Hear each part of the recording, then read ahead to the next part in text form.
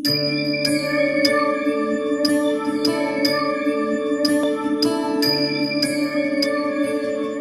கொண்ட அம்மன் ஆன்மீக நேயர்களே வணக்கம்.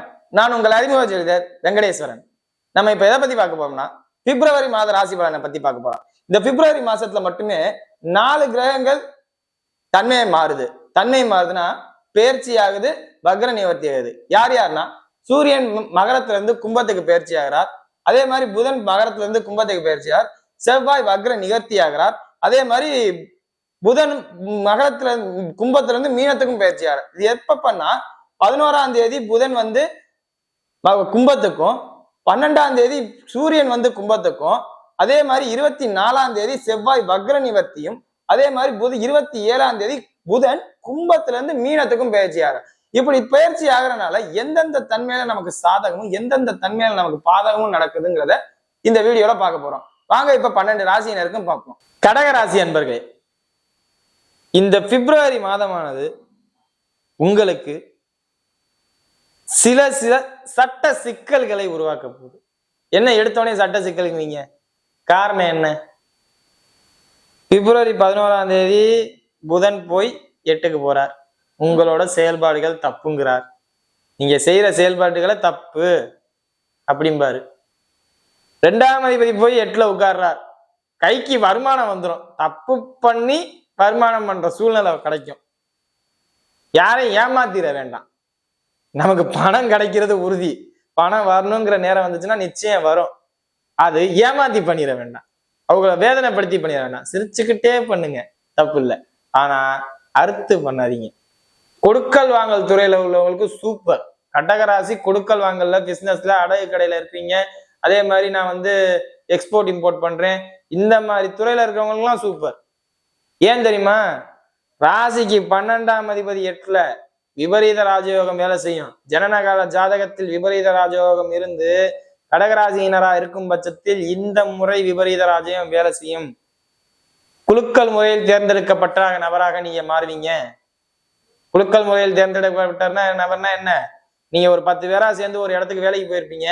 உங்களுக்கு மட்டும் முதல் ப்ரிஃபரன்ஸ், ஒரு தலைமை பண்பு. ஒன்றும் இல்லை, இப்ப கூட்டு லோன் வாங்குறீங்க, குரூப்பா ஒரு லோன் வாங்குறீங்க.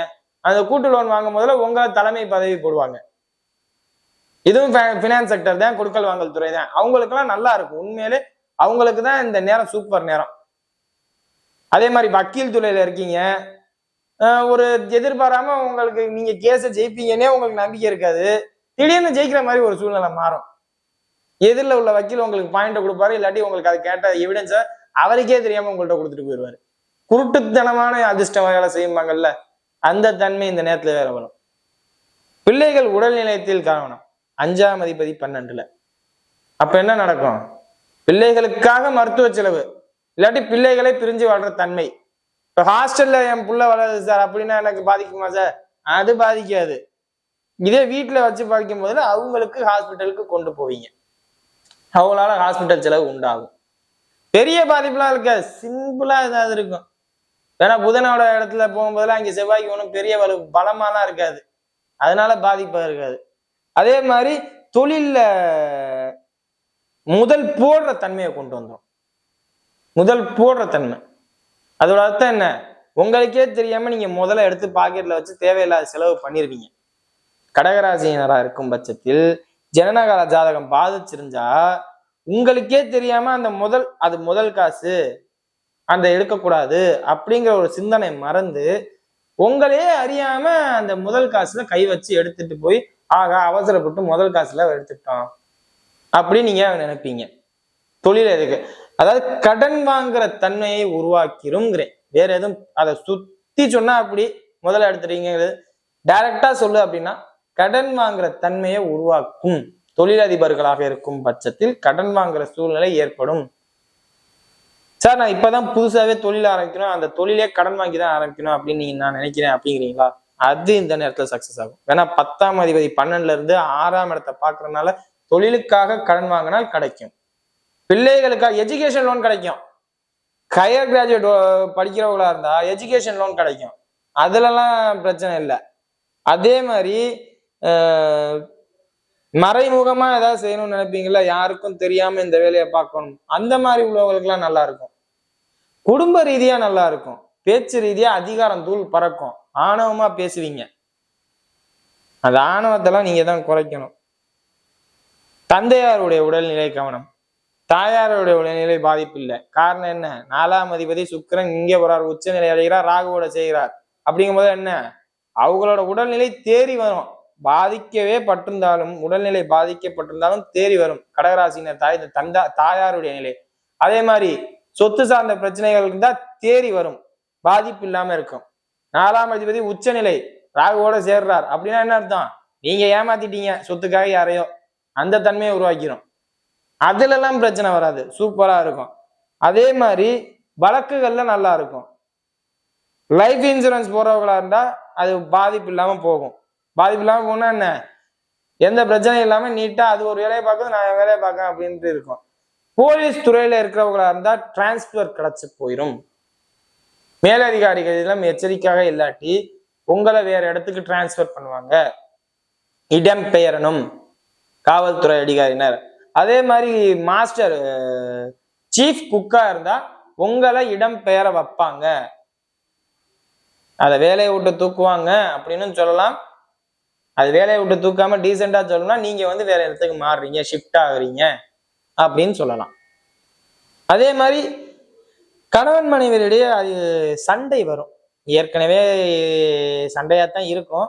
இந்த பிப்ரவரி ஆரம்பிச்சதுக்கு அப்புறம் அது இன்னும் கொஞ்சம் கடுசா வேலை செய்யும்.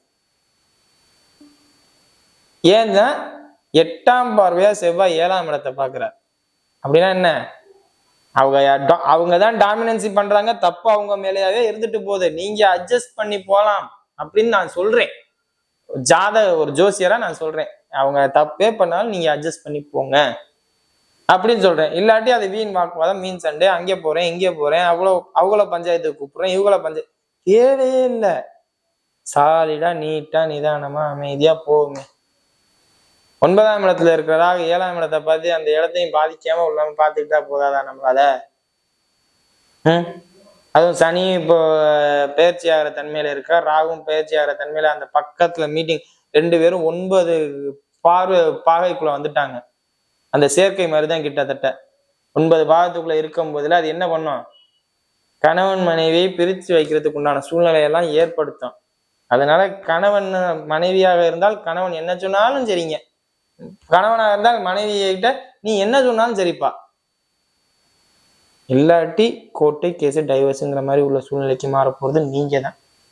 வேற ஏதாவது எனக்கு சாதகமான தன்மை இல்லையா, பைக் வாங்கலாம், இடம் வாங்கலாம், வீடு கட்டலாம், அப்புறம் என்ன சேவிங்ஸ்க்கு பணம் முதலீடு செய்யலாம், நகையில பணம் இந்த நேரத்துல நீங்க போடலாம், கோல்டுக்கு இது பண்ணலாம், லாபகரமான விஷயங்கள் நிறையா.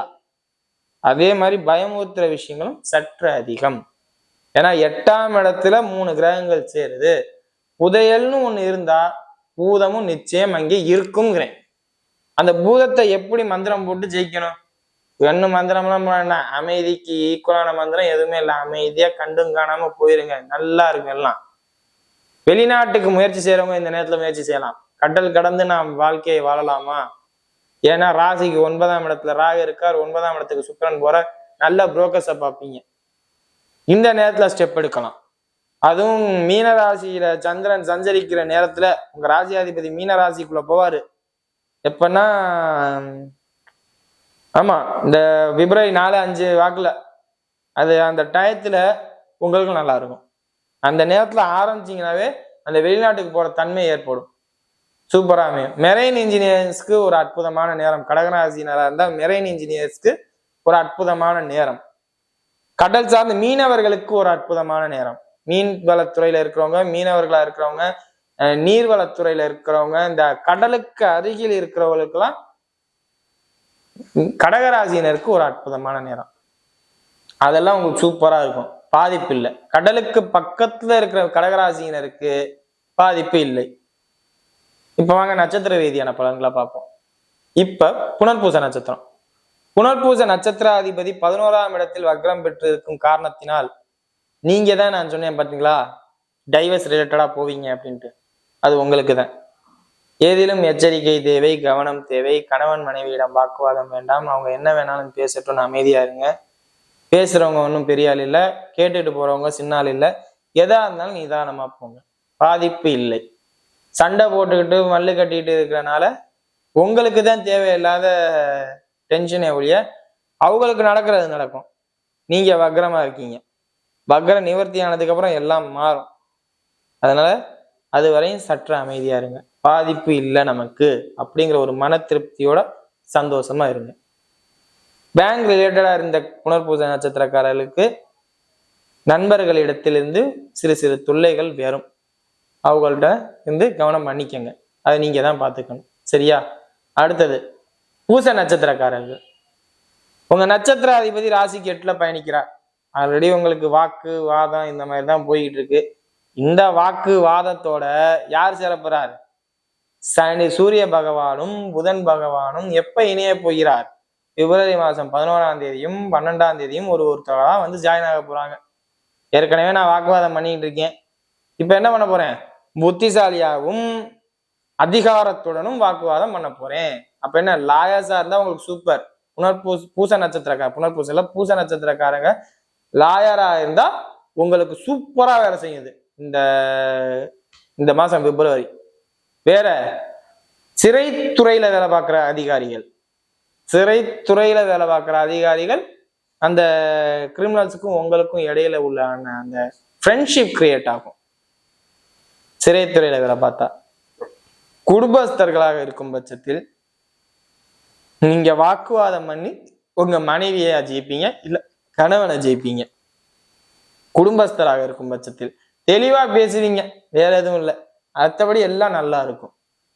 அடுத்தது ஆயில்ய நட்சத்திரக்காரர்கள். உங்க நட்சத்திராதிபதி தான் இப்ப யாரோட போய் சேர போறார்? சனியோட சேர போறார். தப்ப தேடி போவீங்க. தேவையில்லாத சிந்தனைக்கும் தேவையில்லாத உள்ள விஷயங்களுக்கும் மைண்டு வேலை செய்யும். தீய பழக்க வழக்கங்கள் ஏற்படும். இதெல்லாம் கவனமா பார்த்துக்கோங்க. வீடியோ இப்பதான் ஃபர்ஸ்ட் டைம் பார்க்கறதா இருந்தால் லைக் பண்ணுங்க, ஷேர் பண்ணுங்க, கமெண்ட் பண்ணுங்க. மறக்காம சேனலை சப்ஸ்கிரைப் பண்ணுங்க. வேற எதுவும் ஜோதிட ஆலோசனைக்கு கீழே உள்ள நம்பருக்கு கால் பண்ணுங்க. நன்றி.